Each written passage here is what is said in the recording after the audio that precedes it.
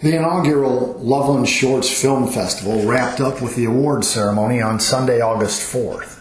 There were 8 categories of winners, but there were no losers in any of the 52 films screened during the 2 days of film shorts screenings Friday and Saturday, August 2nd through the 3rd. Film lovers joined the filmmakers filling seats inside the Loveland Stage Company Theater for this first-time film festival. By all accounts, it was a success. Hello everybody, I'm Chuck Gibson, and it's my pleasure to welcome back Gary Giver, founder and director of Loveland Shorts Film Festival, for this That's a Wrap edition of Loveland Beacon Talks. So welcome back, Gary Giver. This is the That's a Wrap edition of the inaugural Loveland Shorts Film Festival. I'll let you give me your breakdown. What the heck happened? How did it go? Well, Chuck, first of all, thank you for having me back for, I assume, our third and final podcast. Oh, we won't say final, but it is the third. Yeah. You never know when we're going to talk some more, because obviously you guys, I guess the first question, before you get into how did it go, I'm pretty sure it went well enough that you plan to do this again next year. Well, yes, we do. Okay, good. We're having our debrief meeting tonight, but I'm sure that all hands will be on board, and we want to find out where it needs to be tweaked, if it needs to be tweaked. Yeah. But Chuck, the festival exceeded my expectations, yeah. Both in attendance by film goers and attendance by filmmakers. I mean, it was just incredible. We were almost sold out both nights. And just the feedback we've gotten from the film goers and the filmmakers, extremely positive. Yeah. Tell me a little bit about, I know there's a purposeful reaching out that you and your team have done so that you'll get feedback. Mm-hmm. But also you're already receiving feedback, maybe social media, and then what is it, the film highway or something where people film freeway. I knew. So the film. Tell the listeners and tell me a little bit about what that is and what you're already seeing in the feedback. So this past Thursday we sent out critique sheets to the filmmakers. Right. They had their specific form, and also a critique form to the film goers. So we had all of their email addresses from the ticketing platform. But we just wanted to get feedback on, hey, what'd you like? What didn't you like? What suggestions would you have? How'd you hear about us? What would you suggest in the future? So that's what they got, and we're starting to get those back as I speak. But on our Facebook page, we've posted a few of the films that gave us rights to post them to social media. And we also just posted a lot of the films. We're getting a lot of really good comments back there.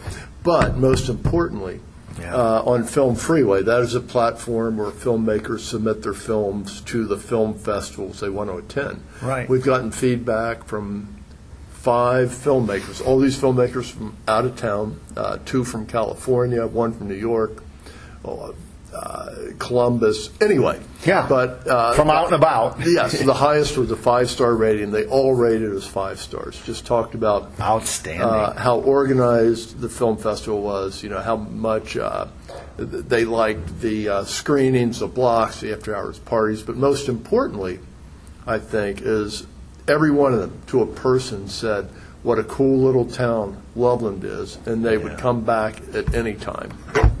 Well, you know what? That is 2 things. One, great to hear, for you guys, this is the first time. And, I think you guys went about it, and we've talked on the 2 previous podcast appearances by you about how you went about getting this together and reaching out to other film festivals and people that have done this.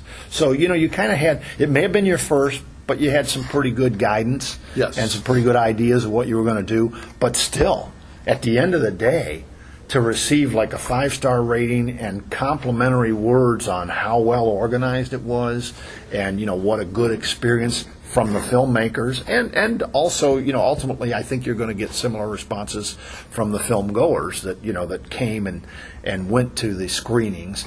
So wow, how did that make you feel? Just to see it popping up on the and I'm going to say it wrong again, the Film Freeway. That's right, Yeah. Film Freeway. But to see those comments right away about just that part of it, what you guys have done, what's that feel like for you? Well, I have to keep pinching myself to make sure that it's real. But I'll take a shot at you if you want. Make sure you. No, I'm But just I really don't have to pinch myself. That's a little tongue in cheek. But sure. there was just so much work by the film festival team. We worked on it 20 months, and we really tried to focus on the details and what's going to make a pleasant experience for the filmmakers and the film goers. Right. So just a lot of detail and dedication went in. I just can't, applaud my team, not my team, the film festival team enough. Well, and then the second half of that, Gary, that you mentioned also is, along with the 5-star rating and comments, was it's little old Loveland, Ohio, and obviously those comments included some complimentary words about our community, or the, well, I don't know what you want to call it, the geography, the landscape, the development, that the city's been so hard at work trying to make a good experience for visitors.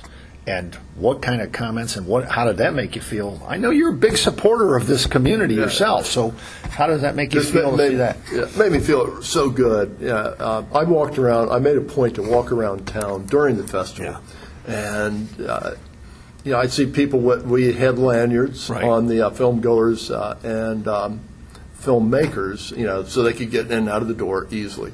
But just so many lanyards out at the restaurants, just walking the streets, walking the bike trail, visiting the shops. So that made me feel really, really good that, that everybody was embracing, the town. And then to see it in the comments on, what a cool little community Loveland is and how welcomed, everybody felt being in the city. I was just elated. Very cool.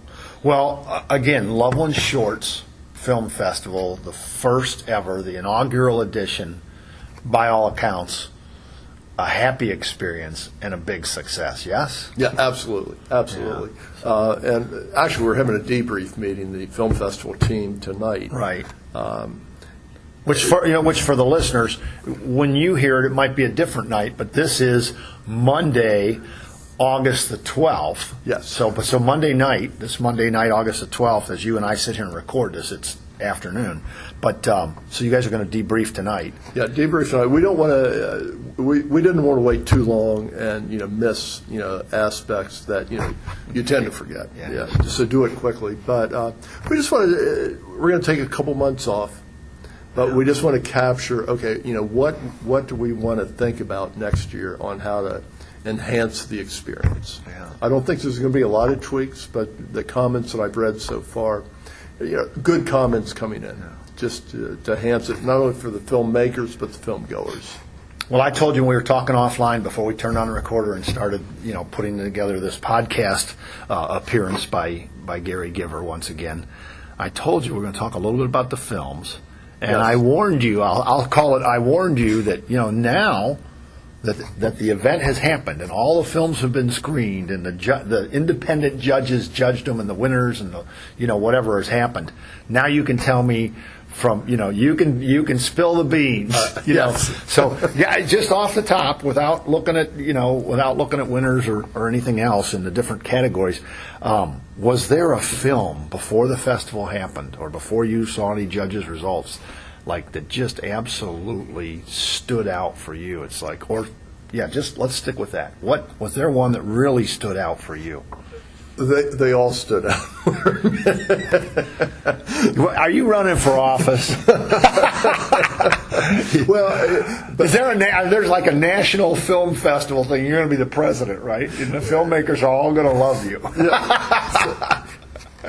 I get it. I'll answer it this way. So if I had a film that I wanted to choose that stood out as how did it impact me as far as a film goes, it would be The Best of the Fest Winter Gray by Glenn Berkenkamp. Just a very powerful film.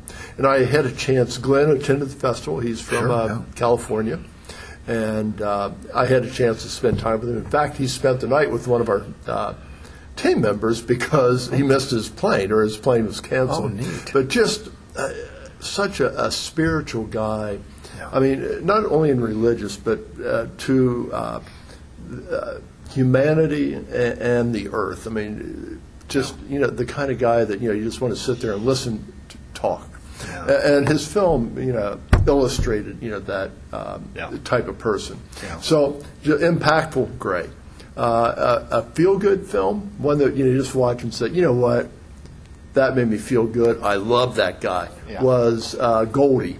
About tell me about Goldie. Goldie. I don't think I saw Goldie. I saw a lot of them, but I didn't see all of them. So Goldie was about the lead singer, Tim Goldstein or Goldstein. Oh yeah, I did see. Oh right, yeah, no, I forgot that was the name of the film. Yeah, I agree. That was just a really good feel-good film. I would agree with you 100%. Yeah. And I actually met Billy Miosi, the filmmaker, could not make it to the award ceremony, right. But I met with him for lunch and gave him his award, and very appreciative. And he's a full-time filmmaker, and he's going to submit again next year. Oh, cool! Very good. Yeah, just a great film. Well, and I interrupted you, so I do want you to step back for a second again. You started to tell us a little bit about Goldie. So go ahead with that thought and tell us a little bit about Goldie, the film. Yeah, well, Goldie, the film, so it was about Tim Goldstein, the lead singer for the Menus, a Cincinnati-based band that's been around a long time.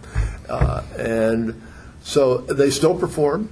In fact, they just performed at Schmale Park this past Thursday. Oh, no kidding. Yeah. And but Tim Goldstein, now he performs at nursing homes during the day, and that's really what the film's about. On his work at the nursing homes. Yeah. It's on our Facebook page, Loveland Film Festival. Loveland Shorts Film Festival is how you can get into the webpage, but you can see Goldie on there if you didn't get a chance to attend the film. Well, I'm glad you mentioned that again. You said that a little bit ago, and you said that again now. So you can actually view the film in its entirety. Click on a link and watch it. And again, for the listeners, Loveland Shorts being the key word, these are films that are 20 minutes or shorter. Yes. Some of them were really cool because they were 30 seconds. 30 seconds long. There was a couple of those, like that one little animated one was just too much fun without giving anything away. I do want to go back to Gray. I just went blank on the filmmaker's name. Glenn Berkenkamp. Glenn Berkenkamp. I did see Gray, and I did get an opportunity to speak to Glenn a couple times. Mm-hmm. On Saturday. It is a very powerful and moving film. Mm-hmm. Just so well done. And, of course, he has some experience as a screenwriter, but he said this is his first film. Yeah, that was his first film. So, it was so much it was just so powerful and so well done. It was a pleasure to talk to him and to be able to tell him, well done, keep doing it. To share a little bit, you talked about, his spirituality and, his humanity and things like that. It's not... For listeners who might try to find it, Gray, Grey, is the film, and you Google it, you can find it and view it. I don't know if you guys have it. Yeah, it's on our Facebook page. Oh, good. Well, so that's the easiest thing is find it on the Facebook page. But I have personally, in the days after that, told a number of people, Gray, Grey, find it and watch it. And so people should. Yeah. What a great, great message and a very well done film. Yeah. That is the one, not to take anything away from any of the others and certainly the other award winners, but as you said, that one ended up best of the fest. Yes. Yeah, very powerful. 10 out of 5. Yeah. Right? Yes. Another good film that is not on our Facebook page yet, but was it won Sweetheart of the Fest award, and it was a Russian film called A Walk. Right. And the cool thing is that obviously Varvara, the filmmaker, she couldn't fly over for the award ceremony, but she sent us an acceptance speech that unfortunately I could not get open. That they didn't give me permission for the award ceremony. But literally Tuesday, they finally sent me the permission to open her acceptance speech. So we're going to post that Oh, nice. on our Facebook page also. It's really worth a look also. Now, you've seen, cool. so you've seen and heard her acceptance speech, Yes. which she did in English. No, it's in Russian, but it's subtitled in Very English. cool. Yeah, so Yeah. it's pretty cool. Well, you know what, and again for listeners, as I already said, and I'll give it up. So, folks, if you're a huge fan of horror films or sci-fi stuff, you guys go ahead and throw tomatoes and whatever you want at Chuck. I am not a fan of horror and sci-fi. So the Friday Night Frights screening I had for Loveland Beacon, I had our photographer there, Yeah. and not Chuck, and I didn't bring Sue. We didn't screen the horror films. But I do know, I had a wonderful conversation with one of the horror films / sci-fi filmmakers, and I know, he by the time I was talking with him Saturday, he was just bubbling with how well this had been put together. And I know he in fact, as I was talking with him for the interview for the story that's yet to come, he said, "Hold on a second, I want to talk to Gary." And so I know he shared those thoughts. And so, I mean, hearing some of the personal comments right away while the film festival is happening, did that give you a comfort level and a little more joy? Because I know you guys were working so hard and it's exhausting and there's probably a certain amount of tension, but just seeing that happen and did that give you some relaxation? Oh, absolutely. I mean, I went into it with a little, maybe a lot of trepidation.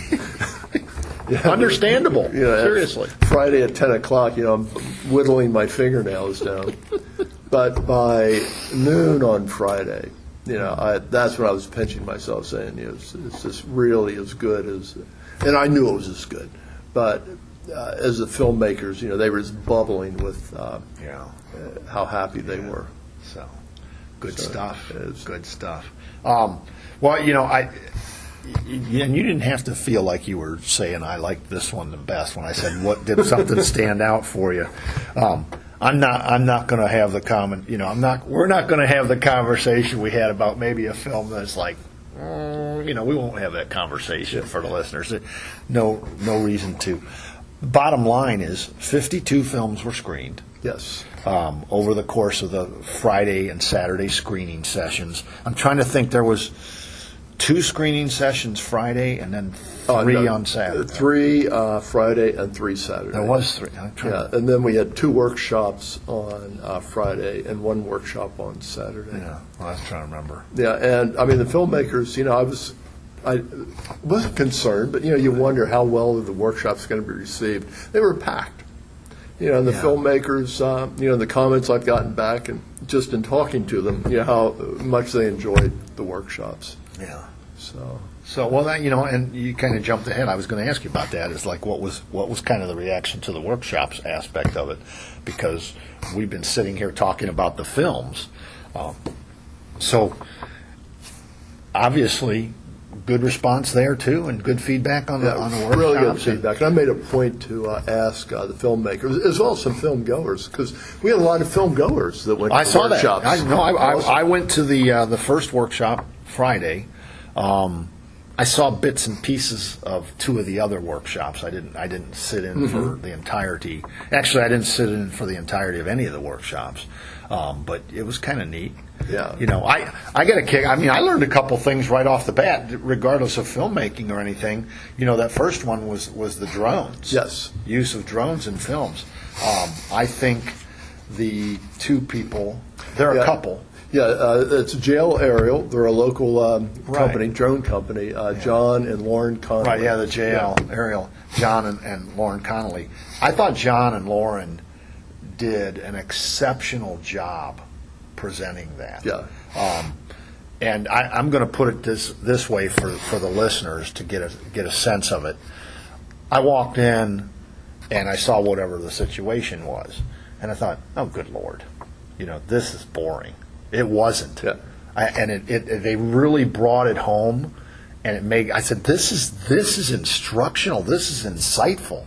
This is helpful. I can only imagine how much it meant to, especially to some of the, early on. I mean, these were, beginner filmmakers or first-time filmmakers getting an idea of how to use this and, what the equipment. I thought John and Lauren really did an outstanding job. I know my photographer who was there, and he wanted to be there for the second workshop, which was with Siciliano. Yes, makeup.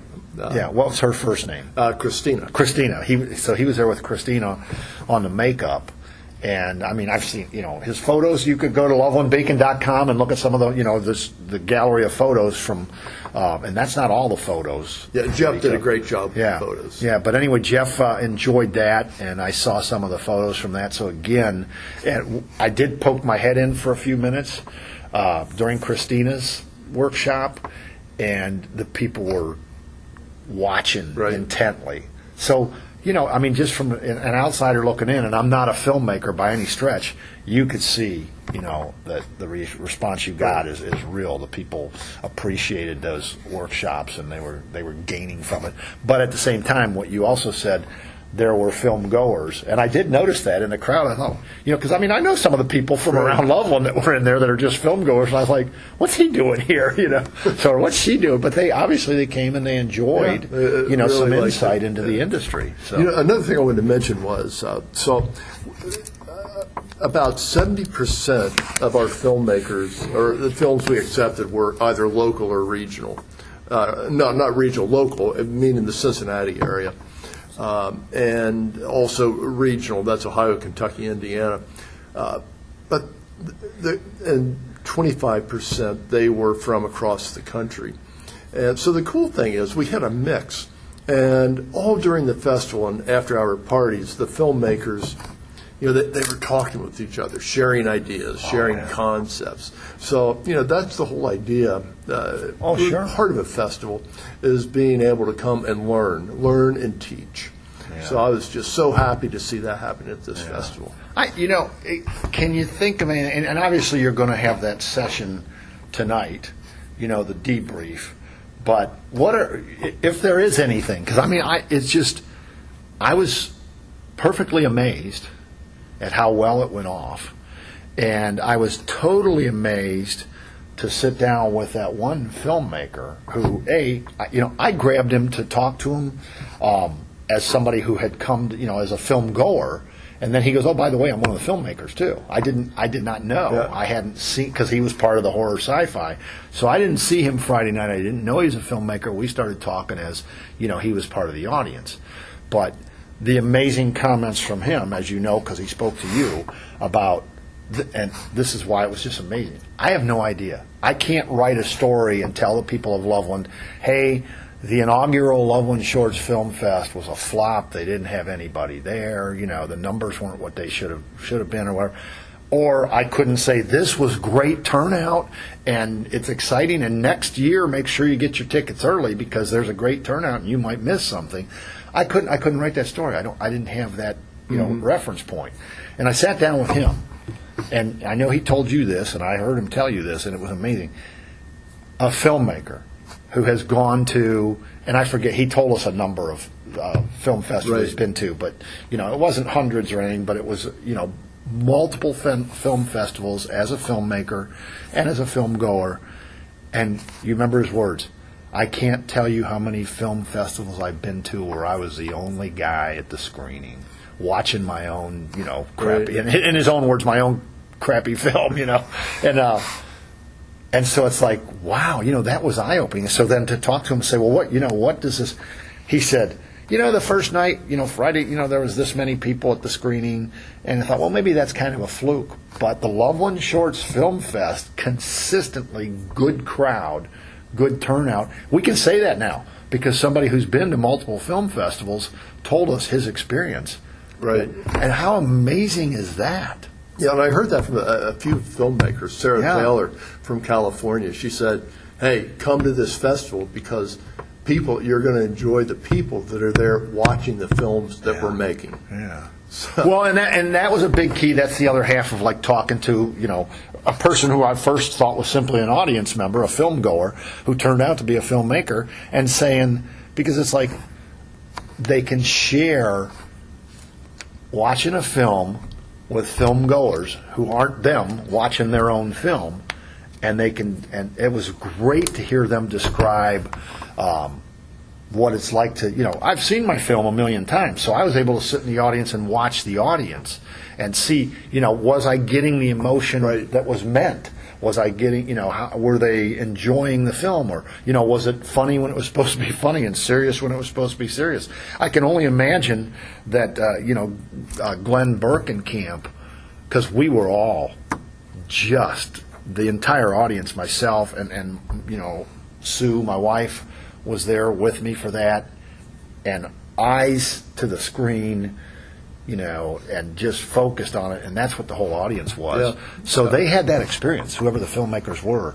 I'm not surprised to hear that Sarah Taylor, made that comment. Yeah, well, and what I liked, I tried to position myself so I could watch the audience, and two of the films, these were documentaries, Beyond Silence, about hearing impaired people, and the other one was To the Bottom and Back, about a wheelchair, a paraplegic that hiked via wheelchair to the bottom of the Grand Canyon. And there were a lot of tissues out during those two films. Yeah, so those were, and you warned me in the previous podcast, because you obviously had seen the films and knew whatever you knew, that there were some that were going to, bring you great joy, bring you laughter, and some were going to bring tears. Right. And it ran the gamut of emotions. I'm going to write that. I'm giving it away now. You might not have to read what I write if you're listening to this podcast, but no, it ran the full range of emotions, start to finish, from a variety of different films.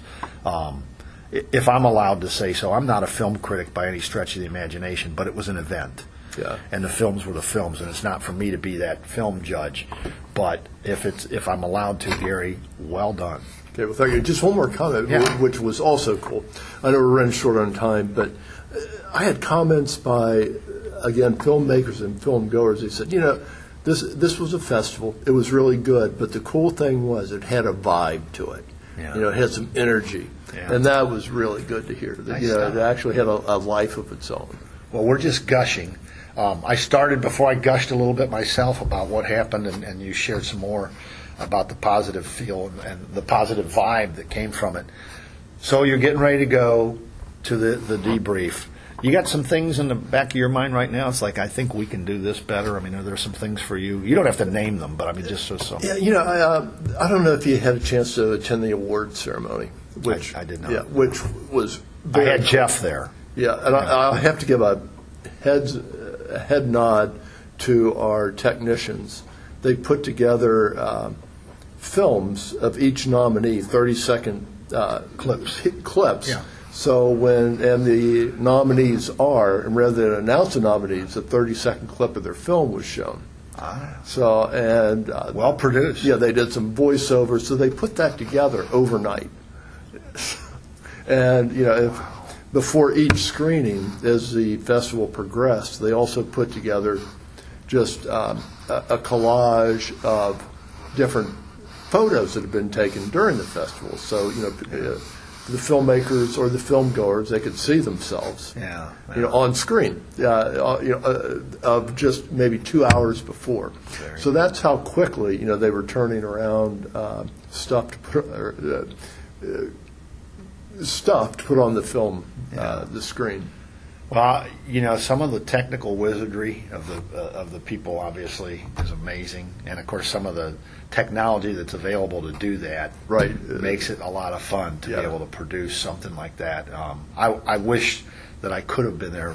The timing was conflicting with other things for me on Sunday. Actually, if I was going to offer a criticism, don't do the awards on Sunday morning. Well, but I get why you did, but you don't have to really take that to heart. But unfortunately, I don't know. We've had other people mention that. But people actually flew in to this event, which again, it just continues to amaze me. And Sunday they needed to get out. They needed to get out. I understand. I understand. Well, too bad. Chuck says, do the.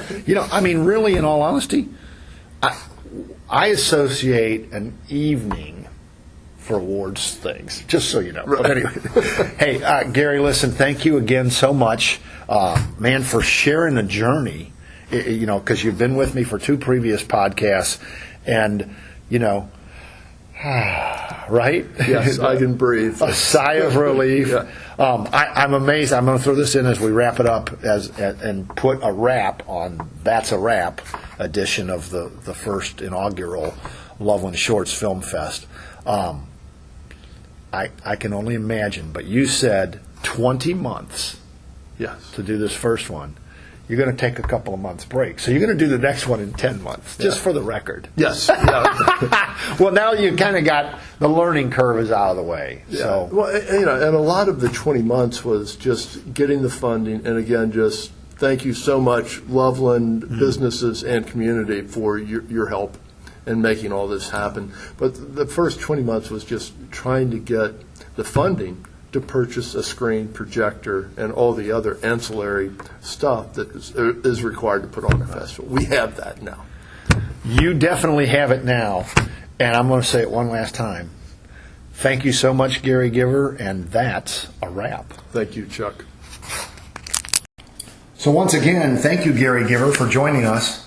I'm Chuck Gibson saying thanks for listening, and that's a wrap. Loveland Beacon Talks is a presentation of Loveland Beacon as part of Loveland Beacon Digital Productions and Gibson Communications, LLC.